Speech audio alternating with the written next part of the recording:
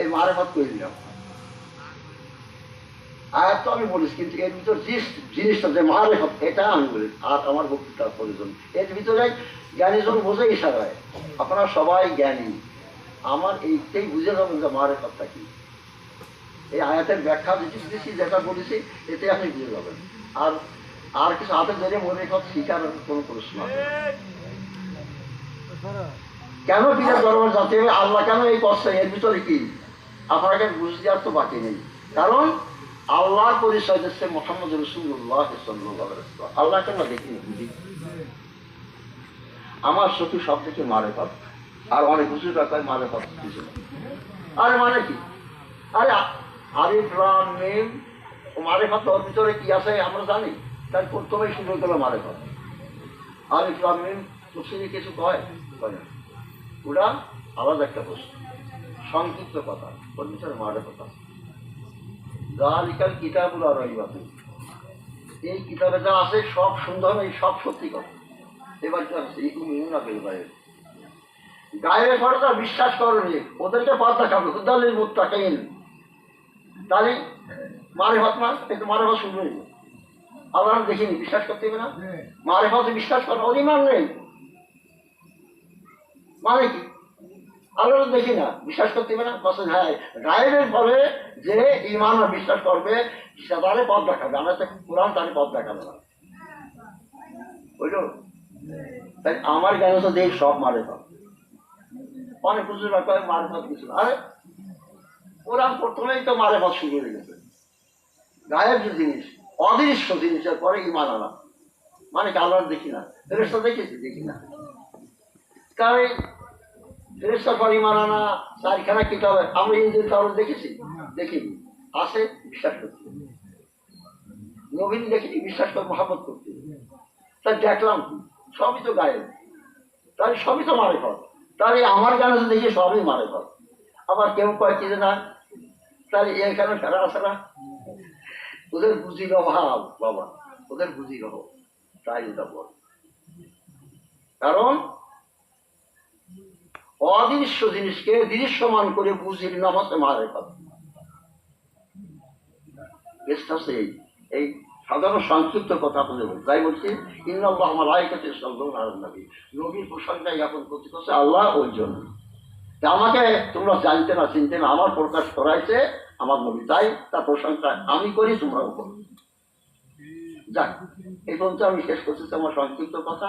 কারণ বলো আমরা জ্ঞানীজন বোঝে ইশারায়, যারা জ্ঞানী তারা এই অল্প কথাই বুঝে দেবো যে মারেফতটা কি। তো এইবার একটা সংক্ষিপ্ত কথা আছে, এই দরবার আমাদের দরবার। কারণ এই গোড়ার কথাটা না বললি হয় না। আমার সাতটার ভাইয়ের কথা মনে পড়ে গেছে আমার। এই দরবারটা যে যার নামের পরে, হ্যাঁ, যার নামের পরে দরবারটা, তার কথা মনে পড়ে গেছে আমার। কারণ তার নামের পরেই দরবার। কেন? তাই দরবার আমার দরবার না? কারণ সাতটার ভাই আছে আমার পীর ভাই, অর্থাৎ আমার আব্বার ভক্ত ছিলেন, আর তারই নামের পরে তারই আমার দরবার না? আর দাউদু আমার, তারই সবই আপনারাও আমার, আমি আপনাদের। কারণ এই মহাব্বতের যে মহাব্বতের সাথেই, হ্যাঁ, মহাব্বতের সাথে আমরা চলাফেরা করব একসাথে, এই হচ্ছে আমার অনুরোধ। এই আমার সংক্ষিপ্ত কথাকে। কারণ আমি যে কেমন কিছু তা না, যেহেতু ওই দরবারের একজন খাদেম, খাদেম মানে কি? খেদমতগার, মানে চাকর।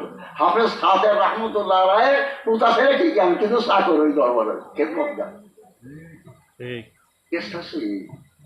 কারণ খেদমত না করে খেদমতে খোদা মেলে, আর বেয়াদবের কোনো জায়গা নেই। বেয়াদব মাহরুম আজগাস্তে ফজলের রব, বেয়াদব আল্লাহর রহমত থেকে বিতাড়িত হয়ে যায়। এই দরবারের দরবার মানে আল্লাহর দরবার, আল্লাহ দরবার মানে আল্লাহর দরবার। যেমন এই দেখেন, কথায় কথা বেড়ে যায়। আমরা কেন আল্লাহর দরবার মসজিদ না, অনেক আল্লাহ বসে চাই নাই থাকে, এই তো কথা। ও কয় কেন আল্লাহ আল্লাহ আল্লাহর ঘর, আল্লাহ আল্লাহ কেন বসে চাই নাই, কিন্তু বুঝির অভাব আছে না। ওটা মসজিদ ঘর, বিবাদতখানা। ওখানে আল্লাহর কাজ কেন চিন্তা করতে হয় আল্লাহর ঘর। আসলে আল্লাহ না বসে থাকে না, আল্লাহ কম থাকে। আল্লাহ থাকে কোথায়? আল্লাহ থাকে আমার অনুভূতি, এটা আল্লাহ থাকার ঘর, আল্লাহ থাকার ঘর। মানুষ আছে, তাই ইবলিসই আদমকে চিন্তা করে, এই মারে কথা আলোচনা করতে। তাই ইবলিসে আদমকে চিন্তা করার কথা বলেছিল, আদমকে চিন্তা করার কথা বলিল। ইবলিস বলতেছে না আল্লাহ তোমারও চিন্তা করার কথা, ওরা তো চিন্তা করার কথা নেই, তুমি কষ্ট কেন? বলছে চিন্তা করিই কেন? পারবে না। ইবলিস কাজ করে দুটো, অহংকার। আমি আনা খায়রুম মিনহু ওয়া খালাকতানি নার ওয়া খালাকতানি আদম মিন তিন। আদমকে গর্ত মাটি দ্বারা সৃষ্টি, আমি আগুনের তৈরি, আমি ওর থেকে ভালো। অহংকার করেছে আর আল্লাহর হুকুম মানেনি। আর আদম আলাইহিস সালাম কাজ করেছে একটা, ও বুঝে প্রতিটা জায়গায় ছিল। মারের কথা আলোচনা করতে বোঝেন, কারণ আল্লাহ তাআলা ফেরেশতাকে কি কইল, ইনি জাহিলুন ফিল আরদি খলিফা, জমিন খলিফা, দেশ তার জন্য চলে না। কিন্তু ওরা কুদরতি অমাকারু মাকার আল্লাহি আল্লাহু খায়রুল মাকিরিন। এই যে বন্ধন, খাওয়া দাওয়া ইত্যাদি, ফেরার গোড়া জমি, এই পিছনে কুদরতি মাপক।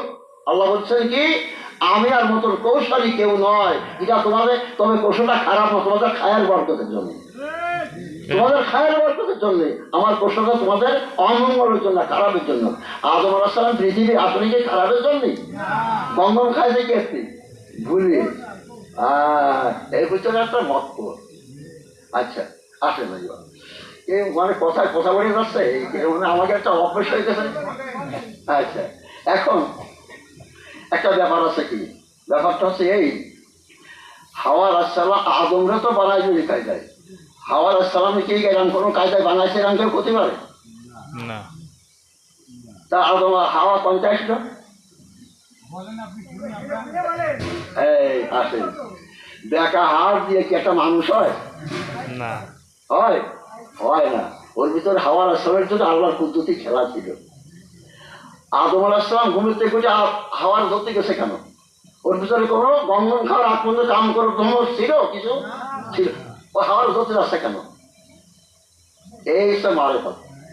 কেন ধরতে যাচ্ছে? কারণ আছে। কারণ কি, যখন আদম আলাইহিস সালামকে সিদরাতুল মুনতাহায় তৈরি করা হলো, ওই সময় রূহ দেওয়া হলো। তো রূহ দেওয়া হলে রূহ বেরোয় চলে আসলো না, অন্ধকার যায়, ঘরে থাকে যায়। এখন থাকা যায় না, নূরে মুহাম্মদী আগে আদম আলাইহিস সালামের কপাল দেশে দেওয়া হলো, আলো হয়ে গেল ঘরে, রূহ গেল তাহলে শান্তিতে, ঠিক আছে। এই জন্যে ইয়া আইয়ুহাল্লাযীনা আমানু সাল্লু আলাইহি ওয়া সাল্লিমু তাসলিমা, মারফত আলোচনা করতে এই কয়লাম আয়াত ওই। এই জন্যই প্রত্যেকের কপাল দেশে নূরে মুহাম্মদী আছে, গেস্ট আছে সেখানে। রূহ আমার রূহ কি, নূরে রূহ মিন আমরি রব্বি, আল্লাহর হুকুম। হুকুম কি? হুকুম সেই না, আমি একটা চিঠি রেখে ওই দোকানে পাঠাই দিলাম, তার আমি গেলাম না, দোকানদার মাল দেবে আমার ওসিলায় না, তা ফেরাটা করে। তাই এখানে ফেরা আছে, মসজিদ করে আবার ভেড় খায় না। তাকে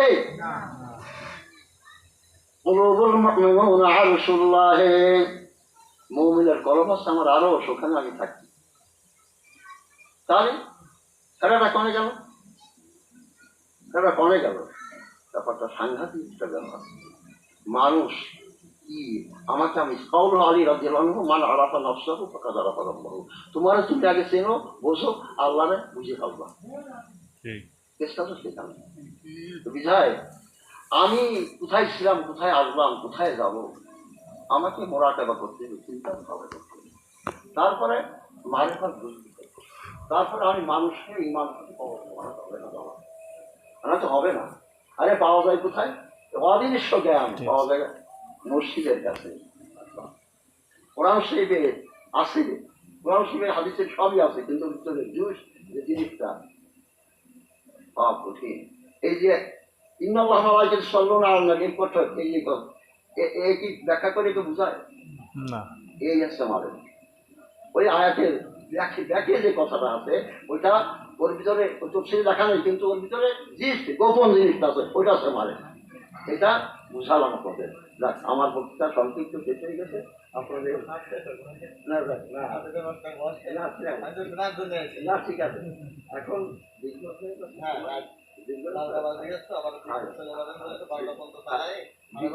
সে এক কথা, দ্বিতীয়ত আবার আমাদের বিদ্যুৎ অফিসে কন্ট্যাক্ট করে নিয়ে আসবে, অন্তত এর ফলে বন্ধ করবেন না, বন্ধ হবে না ইনশাআল্লাহ। আচ্ছা, ঠিক আছে। অন্য সাইট বন্ধ থাকতে আপনার সাইট খোলা থাকবে। আচ্ছা, আলহামদুলিল্লাহ, খুব ভালো হয়েছে।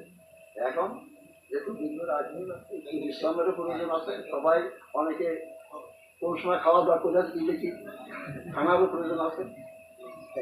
তো এখন যে যার মাথায় একটি যেমন আল্লাহ রহমতুল কিছু মূল্যবান কথা আপনাদের মুর্শিদে বা যাই হোক ওনার মধ্যে শোনেন।